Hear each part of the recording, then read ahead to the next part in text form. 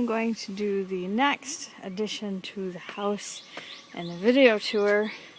You're going to hear the vacuum in the background. David's trying to keep the house somewhat in shape. So here we are, just walked into what was the living room. You can see from last week things have changed drastically. You can still see, well, there's our stove, and you can then see up into the attic, which you've seen before. Obviously there's much more lack of a wall there. The wall between the kitchen and the living room is gone, and we can now walk in here. There is the bathroom, the smallest little leftover piece to the house. This is where the dining room closet was. There's David vacuuming.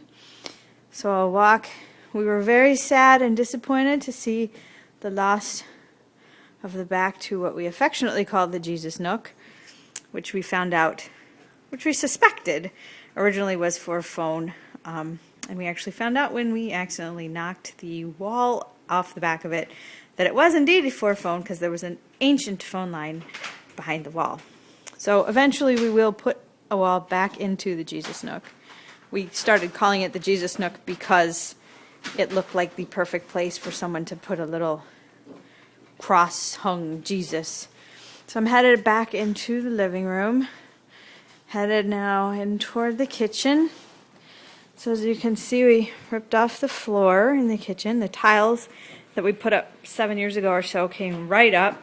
They did not stick to the masonite very well, so that was very easy to pry out. So there's where the fridge was, which we'll actually put back. There's the fridge now in the corner where the table was. All these kitchen cabinets that were right here are gone. You can see what our little backsplash might look like. And I'm going to go up to the ceiling. So there you can see the lack of a kitchen ceiling. You can see right there, there's the attic window. And I will now pan down and come back through the side entryway. Wave hi, yay! And come in. There's the side entry. There's the only spot in the house aside from our little space that still has a ceiling. So I come into the dining room here.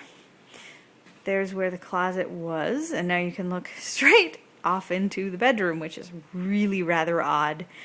You can see that this room also has no ceiling. So there's our little door. We finally got a doorknob into our little space, so now we have a locking doorknob, and it's not, the hole for the doorknob is no longer stuffed with a sock. So there you have it. There is our video tour back into the bedroom and back toward the front door. So there you have the latest update.